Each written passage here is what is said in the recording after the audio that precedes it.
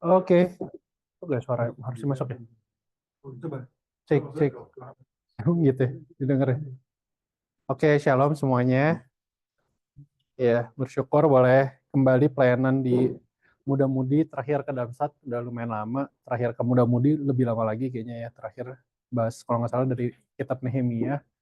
Ya, terus hari ini ya, dengar-dengar juga dari bagaimana tema yang udah disusun juga ya. Kalau nggak salah terakhir bahas tentang postmodernism juga ya. Dan ini sebagai satu mungkin respon juga kali ya di dalam menilai ya mungkin lebih praktikal nantinya gimana kita bisa ya merasakan ya sebenarnya mungkin kalau persif kan lebih kayak gimana kita kayak merasakan di dalam dunia yang atau mengerti di dalam dunia yang rusak ini. Terus pas nanya Irwin, wah maksudnya apa nih dunia yang rusak ini? Penjelasannya juga rada rusak ternyata. Jadi sempat miskon. Sudah menjelaskan pas dengar dia ngomong bener juga dunia sudah rusak.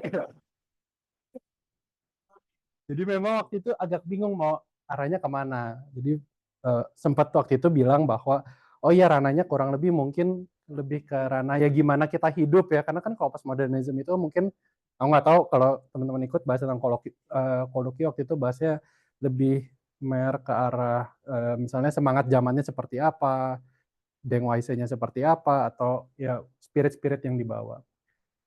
Ya, hari ini kita akan sama-sama bergumul dari ya dari firman Tuhan juga dan kaitannya dengan etika. Sebelumnya aku mau kita buka satu teks saja dari 1 Korintus 10 ayat 13. 1 Korintus 10 ayat 13.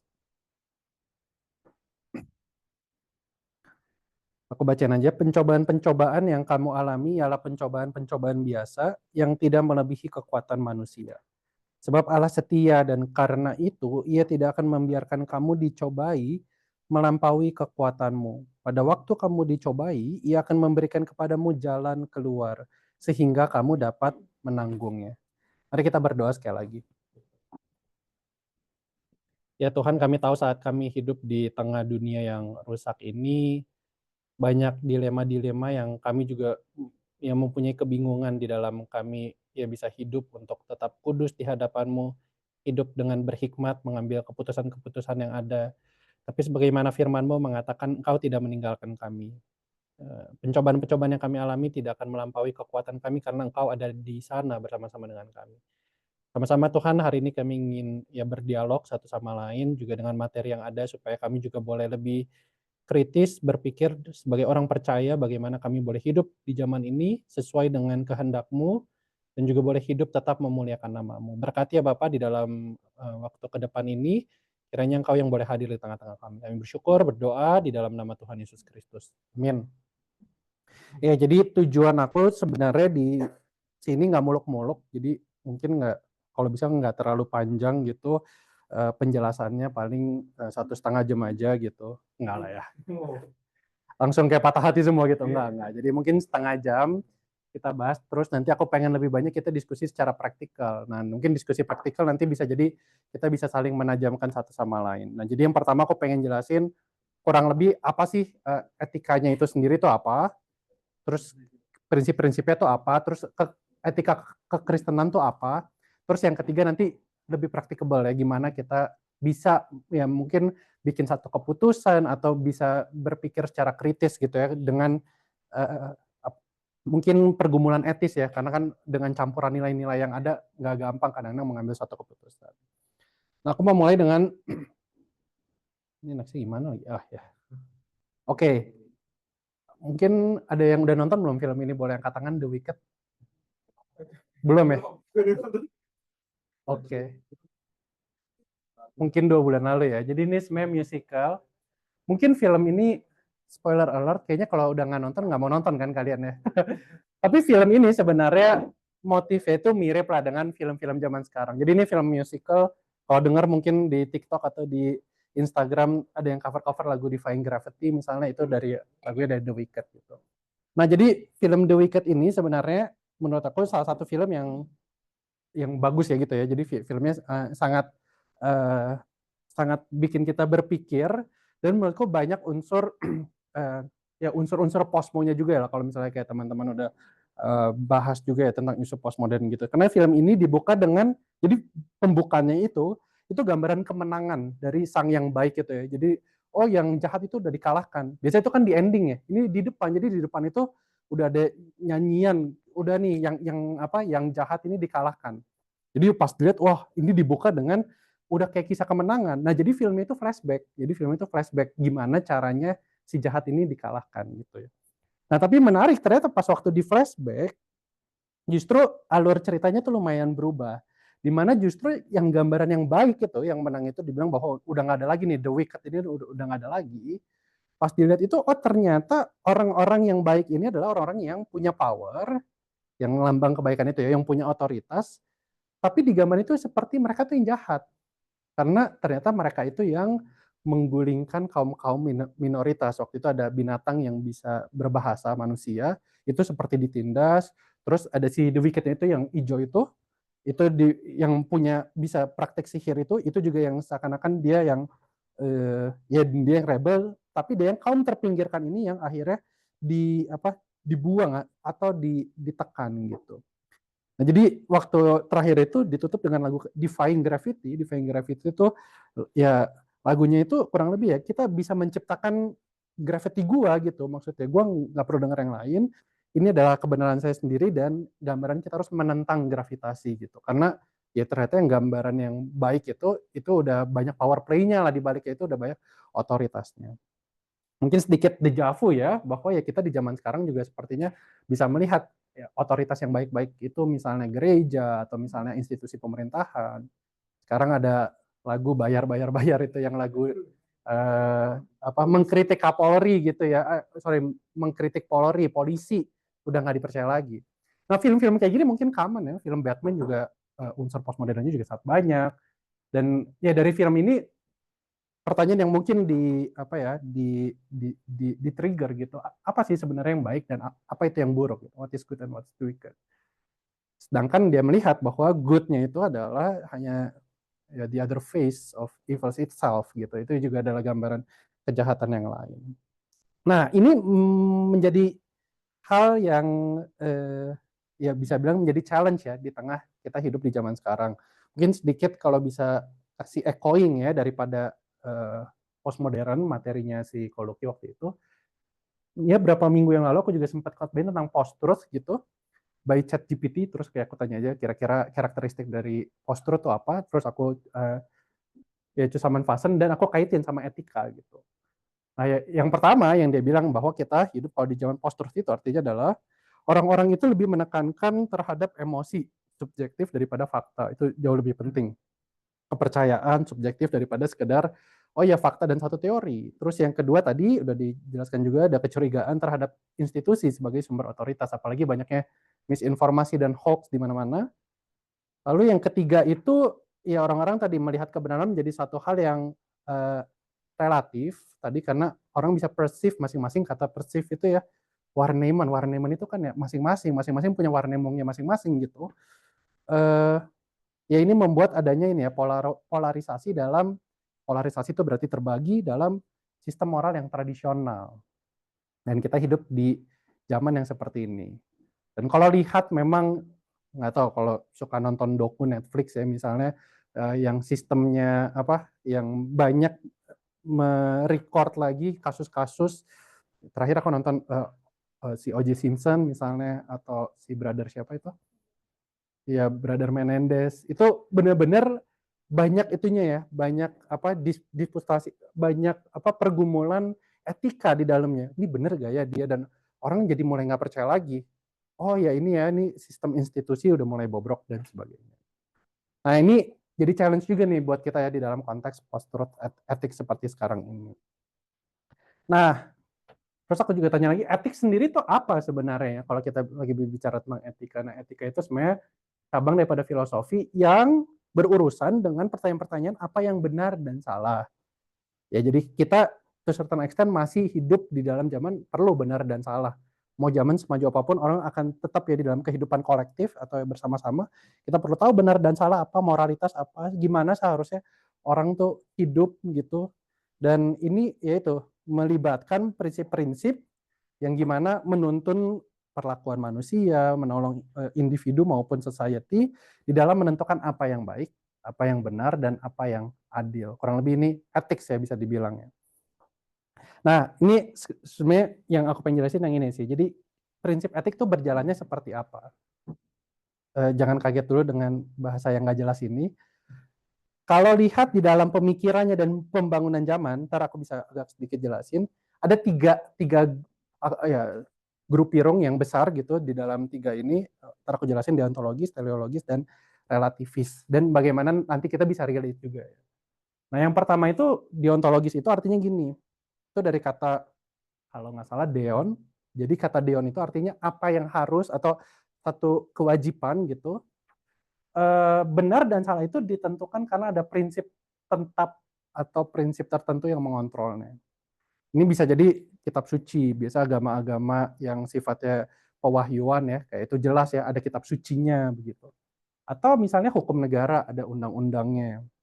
Nah, kalau orang udah Jerman banget tuh biasa deontologisnya lumayan kuat ya, kita perlu source of voice-nya, kita perlu hitam di atas putihnya, karena ya itu ada prinsipnya gitu, itu refer ke hukum atau ke Gesetz nomor berapa gitu, jelas, jadi deontologis itu ada prinsip yang tetap. Nah ini salah satu sistem moral etika yang berjalan ya, karena ada satu sumber yang lebih foundational di bawahnya dan bisa relate. Nah ini lumayan thriving atau lumayan berkembang, ya di era-era pramodern ya, di mana sumber otoritas itu ya makin kuat. Misalnya zaman dulu ada gereja gitu ya, gereja jadi sebagai sumber otoritas ethics gitu ya. Kalau misalnya orang dulu murtad dan dibakar orang itu atau diinkuisisi, dihukum mati, orang nggak akan bertanya, iya ya kok nggak ada peri kemanusiaan ya. Nggak tahu ya, mungkin ya secara sentimental mungkin bisa ditanya, tapi secara society mereka tidak akan mengkritik hal itu. Karena ya sistemnya seperti itu, sistem yang mendasari adalah, yaitu basisnya adalah waktu itu gereja misalnya punya hukum, atau misalnya etika ini. Sama seperti hukum, kalau misalnya juga ada hitam di atas putihnya nih jelas ya, kita kalah sama pengacara yang menjelaskan, oh ini hukumnya, kita nggak bisa apa-apa, ini negara hukum gitu. Jadi kurang lebih ini adalah prinsip kerja etika di dalam sistem deontologis. Nah, yang kedua, teleologis itu dari kata telos ya. Telos itu artinya tujuan. Nah, jadi moralitas itu dilihat dalam tujuannya. Jadi baik atau tidaknya itu berdasarkan outcome-nya. Outcome-nya, hasilnya ya. Jadi Unstuck dia lihat gimana caranya dengan setiap research yang ada, tapi tujuannya baik gak gitu. Dan ini kadang-kadang di tengah udah ada banyak case gitu ya, kita mesti mengambil keputusan, kita akan cari tujuannya apa, greater good-nya apa gitu. Nah ini di zaman modern ya, di tengah pendidikan udah lebih maju, orang-orang udah lebih beradab, punya independensi masing-masing, dan juga orang-orang ya ini ya, misalnya cita-cita Robin Hood gitu ya, ya cita-cita modern gitu, yang nggak apa-apa berbohong atau apa, tapi lihatlah dia melakukan itu misalnya for the sake ya, of the civil gitu ya, dari rakyat-rakyat kecil gitu, dan dia berbohong. Nah jadi dilihat moralitas itu ditentukan daripada tujuannya. Ya terus nah yang terakhir, yang ketiga, meskipun ntar ini memang kalau dari teleologis ini perlu dilihat juga ya, tujuannya tuh bisa jadi beda-beda. Ada orang lihat lebih kayak kegunaannya masing-masing, ada yang lihat mungkin ya sebatas kesenangan gitu ya, kesenangan pribadi yang jadi tujuan. Pokoknya sekali lagi itu untuk menjadi kendaraan etika mencapai tujuannya.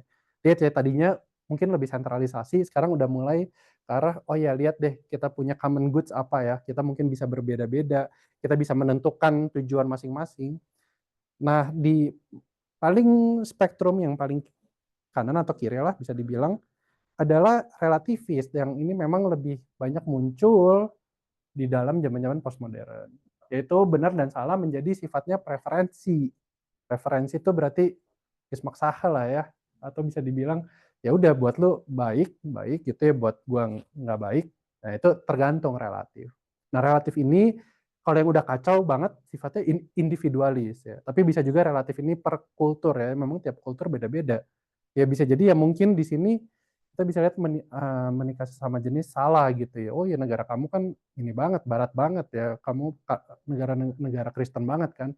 Coba lihat nih di suku ini ada yang udah mempraktekkan dari dulu pernikahan sesama jenis, dan buat mereka ya fine-fine aja gitu. Jadi nggak bisa digeneralisasi, untuk melihat prinsip etika tertentu itu yang satu yang paling baik. Nah, jadi lihat ya ini mulai pergerakannya spektrumnya tadi mungkin mengkaitkan juga dengan konteks postmodern.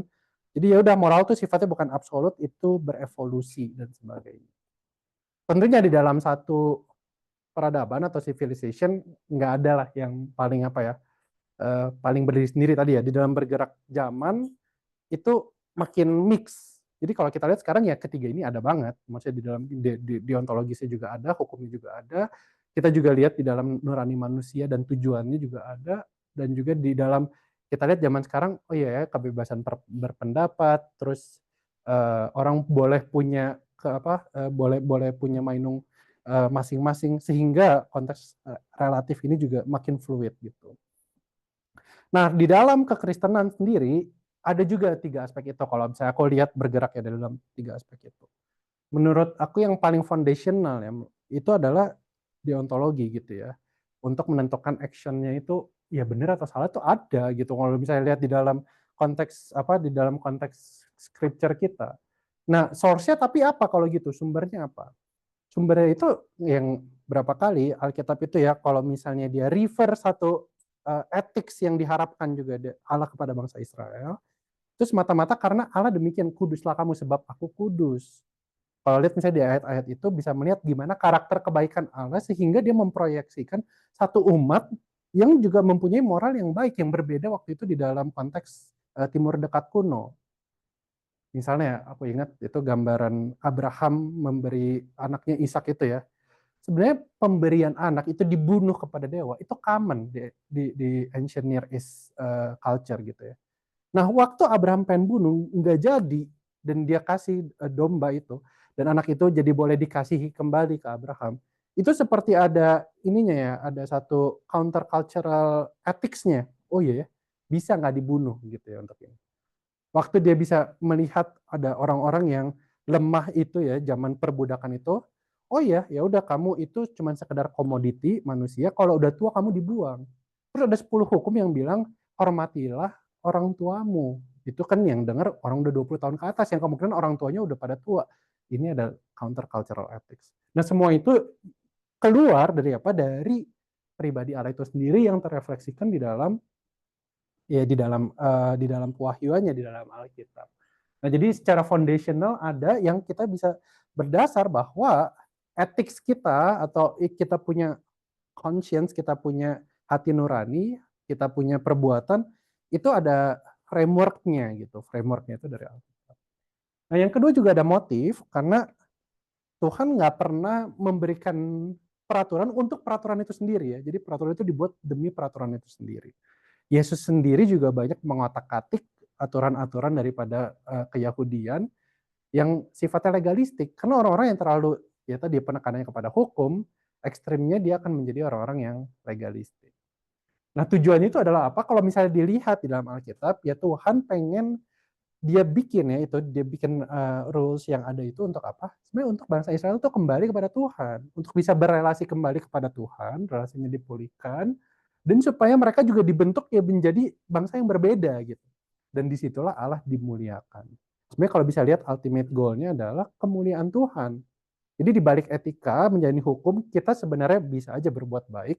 Tapi kalau kita nggak dapat feel-nya itu, kita nggak dapat motifnya, itu ya jadi sebenarnya sia-sia juga gitu. Karena buat apa gitu ya, ya bisa taat, tapi sebenarnya nggak mencapai tujuan yang sebenarnya lebih esensial.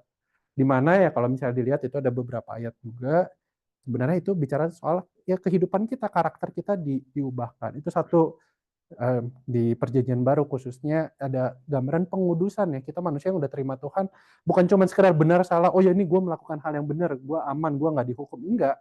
Ini bicara soal pergumulan karakter, kamu diserupakan dengan Kristus, ada proses conforming ya bahasa Inggrisnya, diserupakan, Roma 8 ayat 29. Nantinya ada buah-buah yang dihasilkan untuk menghadirkan nilai-nilai kerajaan Allah dan kita bisa hidup di dalam ketaatan dan relasi tadi ya yang personal kepada Tuhan. Nah, jadi ada deontologinya, ada teleologinya juga. Inilah sebenarnya etika etika kekristenan yang membedakan kita dengan etika sekuler. Kita punya source-nya jelas, kita punya tujuannya juga untuk memuliakan Tuhan di dalam konteks diri kita, relasi kita dengan Allah dan diri kita dengan sesama yang didamaikan. Nah, tapi waktu lagi siapin ini, saya sendiri juga bergumul gitu, apakah relativis mempunyai konteks ya di dalam etika kekristenan? Saya memberi tanda tanya di sana karena ya setelah menggumuli ya, sepertinya relativis tidak ada tempat di dalam konteks etika. Tetapi apakah eh, proses adaptasi penyesuaian ya di dalam komunitas Kristen yang berbeda-beda itu sifatnya uniform gitu ya, cuma satu bentuk, enggak juga ternyata. Nah, di sini ada satu sumber bilang dia membedakan antara moral principle, etika, dan cultural application. Nah, itu bilangnya etiket. Etiket tuh bicara apa yang proper ya, apa yang sopan, apa yang nggak sopan gitu.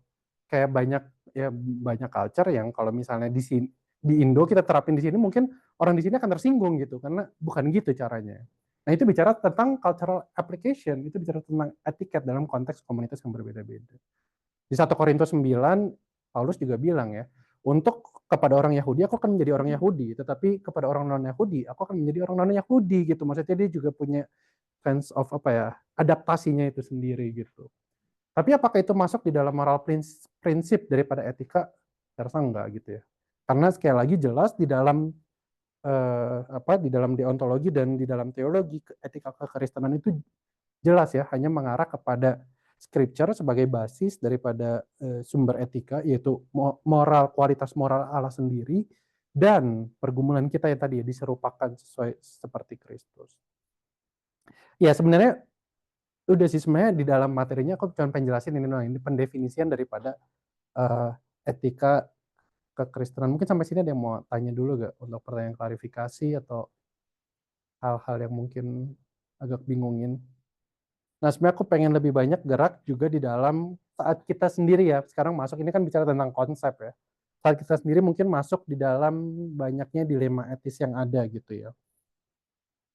Nah, yang aku pengen jelasin juga tadi ya secara di ontologis di ontologis itu. Nah, gimana sekarang kita treat Alkitab ini? Kalau kita tahu Alkitab ini sebagai apa? Tadi sebagai sumber kebenaran, sumber moral. Tentu Alkitab ini kan isinya bukan peraturan ya, ini bukan buku tata kerja gereja, atau ini juga bukan buku undang-undang, tapi ada gak moral guidelines yang lewat peraturan? Ada juga, misalnya 10 hukum. Baik yang direct ya, baik yang sifatnya direct, atau misalnya ya surat-surat Paulus yang isinya lebih direct kepada jemaat, ya jangan apa, jangan apa. Tapi ada juga mungkin rules yang indirect ya, yang kita bisa tarik prinsip dan paradigmanya.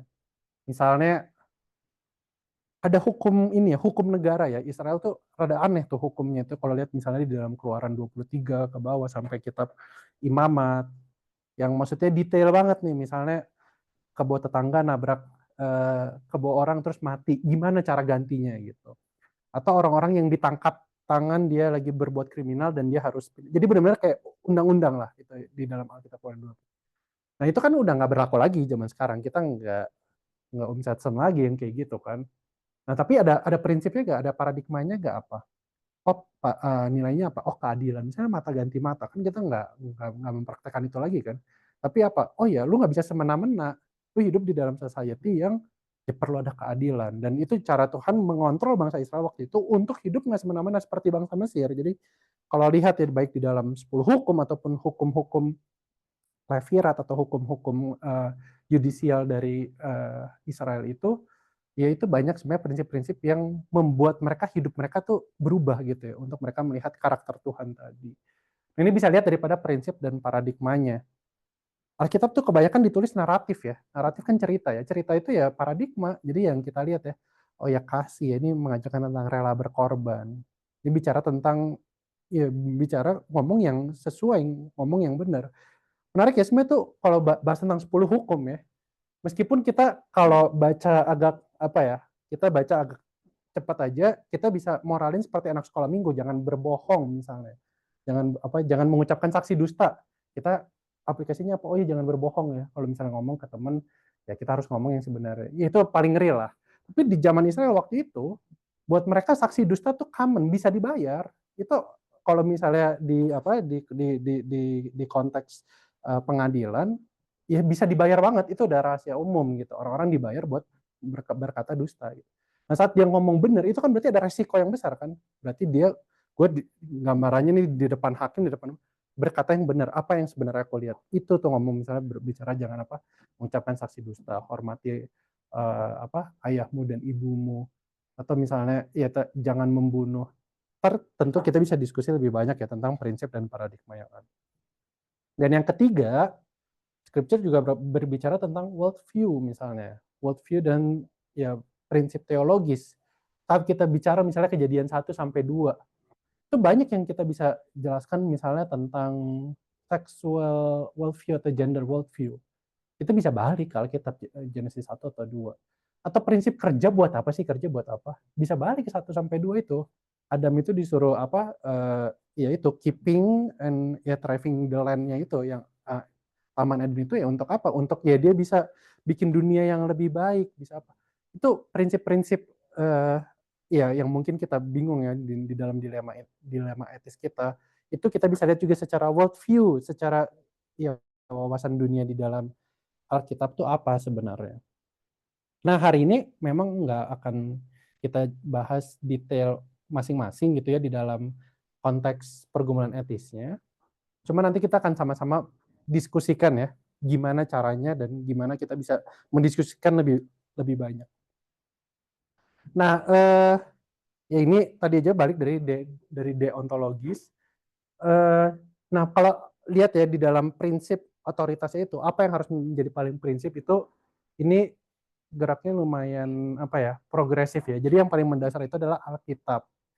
Tapi Alkitab kita tidak baca sendiri ya. Alkitab kita baca di dalam konteks komunitas juga. Bahkan ya kalau mau lihat tradisi. Jangan terlalu antipati dengan tradisi. Tradisionalisme atau ya yang terlalu basisnya di dalam apa-apa ngikutin tradisi tanpa tahu artinya, ya itu boleh kita kritik. Tapi tradisi memberikan banyak legacy. Kalau lihat misalnya gereja mula-mula itu kan yang paling dekat dengan Tuhan Yesus, paling dekat dengan kitab ditulis. Nah, gimana mereka bisa perceive broken world itu seperti apa gitu. Kita juga bisa refer ke sana. Nah, baru yang terakhir itu personal conscience ya. Ya, maksudnya kita punya hati nurani, tapi ini kan sifatnya tadi ya, sangat bisa banget dibangun dengan prinsip relativistik kita masing-masing. Tapi Roma 2 ayat 14 juga mengatakan bahwa ya manusia itu punya hati nurani juga gitu ya. Maksudnya sebagai gambaran, ditanya yang soal Injil ya, tapi dikatakan bagaimana nih kan kalau ada orang nanya, orang-orang yang belum pernah mendengar Injil, biasa jawabannya ada di Roma 2 ayat 14. Akan-akan itu juga ada keluar daripada manusia punya hati nurani itu. Ya, jadi ini kurang lebih hal-hal yang kita bisa pertimbangkan dari yang paling dasar. Terus kita bisa lihat juga di dalam konteks tradisi kita, tradisi orang percaya. Lalu kita juga punya hati nurani tadi ya, yang membentuk keputusan kita. Oke, yang terakhir, nanti setelah ini kita akan sedikit studi kasus ya, studi kasus. Jadi ini cuma bagian yang terakhir aja. Nah, gimana kita bisa bikin decision moral ya, kalau misalnya ada satu hal-hal yang, karena seringkali etika kekristenan itu hadir di dalam nilai-nilai yang bertabrakan ya. Jadi kita punya banyak nilai virtues yang baik, tapi saat ini bertabrakan, gimana kita ngambilnya? Nah, ini langkah yang aku ambil dari Scott Rae namanya. Nah, dia ada sebenarnya 7 langkah, cuman yang aku kasih gambaran putih yang itu mungkin bisa dijadiin satu ya, nanti kita bisa lihat ya. Kita pertama bisa kumpulin dulu datanya ini untuk kita bisa berhikmat ya, melihat satu kasus. Kumpulin faktanya benar-benar detail. Terus yang kedua, kita lihat apa yang benar-benar menjadi ethical issue-nya tuh apa gitu ya. Nilai-nilai apa yang keluar dari setiap pergumulan case itu ya. Terus yang setelah itu dia bilang, coba lihat alternatifnya apa yang bisa diambil. Dan resiko-resikonya gitu ya. Oh sorry, ya di nomor 6 yang konsekuensinya ya. Tapi 4 sama 5 ini coba bandingin ya. Kalau kita ikut ini, apa yang akan terjadi? Kalau kita ikut ini, alternatif ini, virtue apa yang akan kita bawa? Baru yang ketujuh kita akan buat keputusan. Nah, aku akan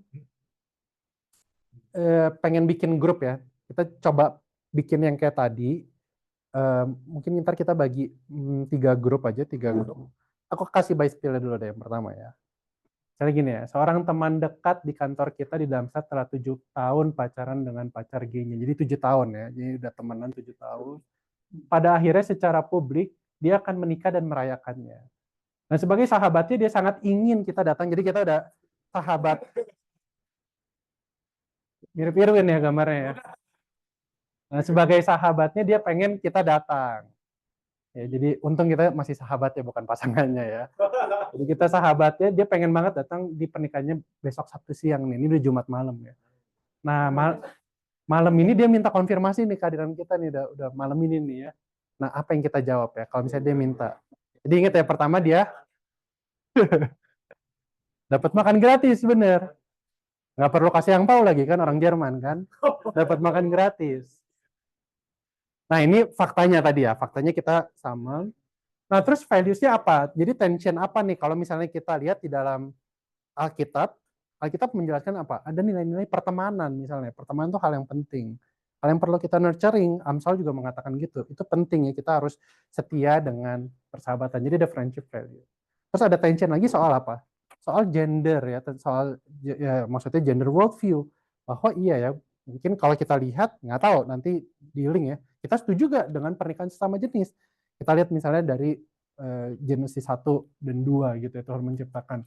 Ada tension ya ini di antara sexual relationship dan gender values. Dan yang ketiga, values pandangan terhadap menghadiri pernikahan tuh maknanya apa? Apakah saya setuju ya dengan menghadiri pernikahan? Bisa juga ada orang yang nggak setuju tapi saya menghadiri karena dia teman saya. Iya, misalnya itu untuk makan misalnya. Atau menghadiri pernikahan itu menunjukkan saya juga mendukung karena kan meet fire, nah kita meet fire dengan orang tersebut gitu. Nah, ini jadi values yang kita bisa coba bisa bikin apanya ya istilahnya perbandingannya dan apa yang kira-kira collide atau yang bertabrakan. Alternatifnya apa? Alternatifnya bisa tetap datang ke pernikahannya ya dengan nuansa perayaan saja. Orangnya juga nggak tahu, saya juga nggak tahu, ya udah anggap aja nggak ada yang tahu. Maksudnya nggak maksudnya nggak tahu orang pandangan saya gimana, dia juga nggak usah tahu saya. Maksudnya ya udahlah selama nggak ada kan teman kantor, nggak ada orang JI lain kan, kecuali ntar ada orang JI lain ketemu awkward. Bisa saking liberal. Atau yang kedua, tetap datang ke pernikahannya dengan menyatakan bahwa sebenarnya kita nggak setuju. Jadi kita bisa ngomong dulu ke dia ya. Ya maksudnya no offense, tapi gue sebenarnya nggak setuju. Gue sendiri orang Kristen, gue nggak setuju dengan. Cuman karena gue temen lu, gue mau datang. Bisa juga gitu ya. Atau yang ketiga, dengan baik kita bisa mengatakan juga bahwa kita sama sekali nggak mendukung nih pernikahan sama jenis. Dan bentuk gue datang adalah bentuk gue mendukung, ngerti gak? Karena kan datang dan ya gue setuju nih dengan pernikahan ini, orang sama-sama kok dirayain gitu ya. Dan ya kita minta maaf bahwa sorry ya kita buat yang ini gue nggak datang dulu karena gue nggak setuju. Tentu ketiga ini punya resikonya masing-masing. Yang ketiga bisa jadi mengorbankan tadi pertemanan, nilai pertemanan misalnya. Atau yang kedua juga bisa jadi itu menyinggung dia dan menyinggung juga sebenarnya standpoint kita mendukung atau enggak nih kok datang gitu. Jadi ada sense yang dikorbankan juga gitu ya. Dan yang pertama apalagi? Yang pertama ya udah kita merasa kita nggak tahu apa-apa dan ini ya praktek society semata aja gitu. Ini bukan masalah iman gitu. Gua nggak mau ikut campurin gitu. Nah ini alternatif yang kita bisa pilih dan decisionnya kemana gitu.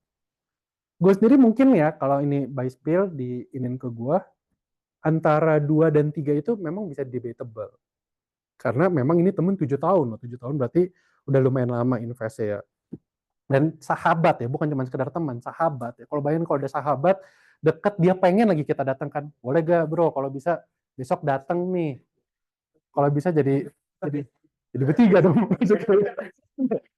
jadi bertiga soalnya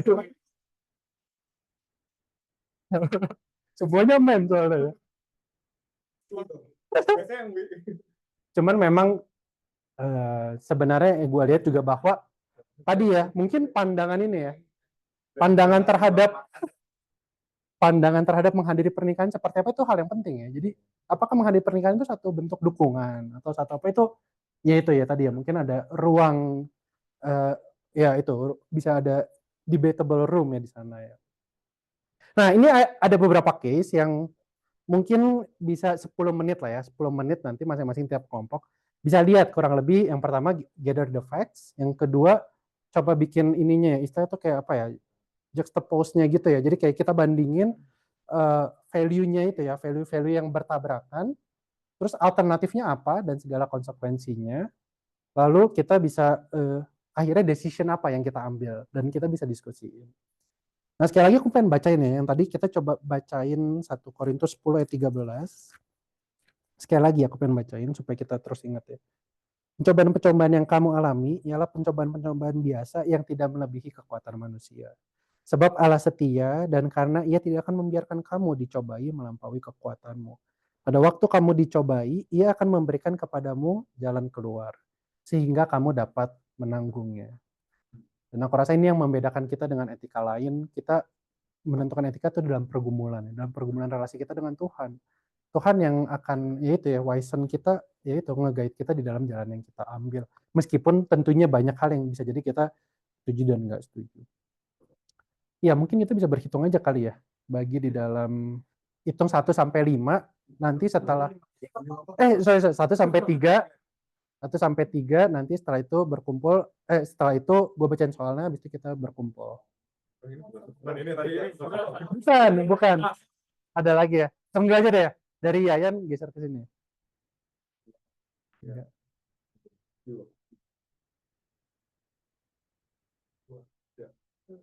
3. Nah, ada kunci jawabannya. Oke, yang satu ya nanti di depan. Soalnya ini ya. Bentar. Baca ya. Gini, gue sambil bacain lah, boleh foto ya. Gue for lesson dulu nih. Sebagai tenaga medis, jadi kalian ini tenaga medis, dokter, punya pasien ibu-ibu 65 tahun, keturunan Korea. Terus dia punya kanker dan harus menjalani pengobatan kemoterapi sebanyak 12 kali ya. Dan dia, ibu-ibu Korea ini tidak berbahasa Jerman. Nah, karena tidak bisa berbahasa Jerman, anaknya yang sudah kerja lama di Jerman bantu terjemahin ke mamanya. Singkat cerita, dia berkata bahwa ia tidak menerjemahkan semua prognosis, diagnosis, dan tindakan yang akan dilakukan. Karena anaknya ini kan yang kenal mamanya. Dia tahu, kalau mamanya tahu secara detail, dia akan putus asa. Dan nggak mau mengambil tindakan tersebut. Kalau misalnya dikasih tahu dia kanker stadium berapa, dia harus kemo 12 kali. Nah, tapi kan ada surat persetujuan ya kepada pasien itu, dia mau atau enggak. Nah, karena dia mau, mamanya tetap tanda tangan, jadi dia tidak menerjemahkan yang 100% yang di dokternya itu minta diterjemahkan. Dia bisa bahasa Korea. Dokter Korea tapi bisa bahasa Jerman. Enggak. Kan ada ini tulisan nih. Tenang. Gue sudah pastiin pertanyaan itu. Nih, singkat cerita, anaknya berkata ke dokter ya, jadi dia ngomong ke kita. Jadi dia jujur, gue tuh, iya.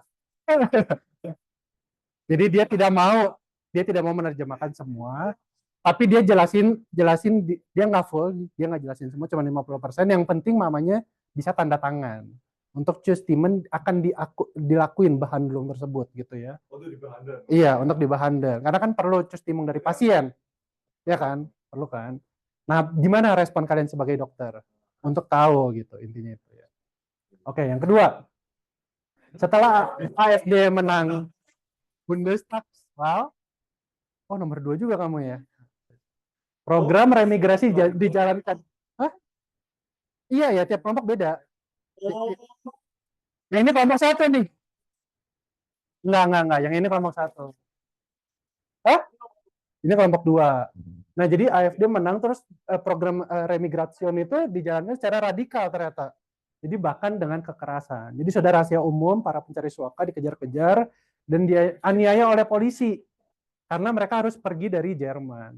Hashid, teman Iran kita yang udah 10 tahun bekerja, visanya 2 bulan ini mati karena nggak dapat perpanjangan. Negara Iran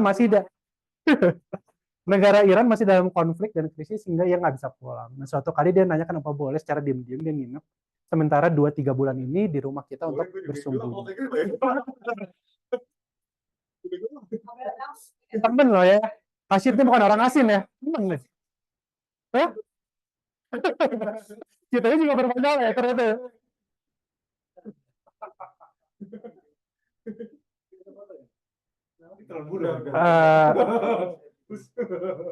Hashid nih by the way nggak punya keluarga ya, jadi jangan lihat fotonya ntar kesannya dia nginep sama 2 anaknya, enggak. Nah, yang ketiga ya, teman gereja kita orang Indonesia, Mary namanya, berumur 25 tahun. Minggu ini dia bercerita kalau dia harus hamil di luar nikah akibat gebetan laki-laki terus ngajak dia untuk berhubungan seksual. Dalam ceritanya, dia merasa korban nih, karena laki-laki tersebut selalu minta dan mengancam akan memutuskan jika dia tidak mau tidur dengannya. Nah, ia berasumsi ya, jadi dia belum tahu pasti, dia berasumsi doang, keluarganya tuh masih sangat tradisional, dan pasti akan sangat marah, dan bisa nggak menganggap dia lagi sebagai anak, jika tahu ia hamil di luar nikah. Dan ya punya anak juga ya, punya anak, akan menambah juga beban buat si Mary ini ya. Nah, setelah bergumul panjang, dia minta kita untuk beliin obat aborsi ya, beliin obat aborsi, dia minta tolong kita. Akankah kita memberikannya? Let's say obatnya itu ya cuma ada di kota kita atau apa, dan dia minta tolong kita. Oke, grup 1 di sini, grup 2 di tengah, grup 3 di sana, kita bisa. Gue boleh foto yang ini lagi nggak? Yang langkah-langkah yang yang slide paling awalnya ini. Ya, bisa dimatiin kali ya. Ini rekamannya.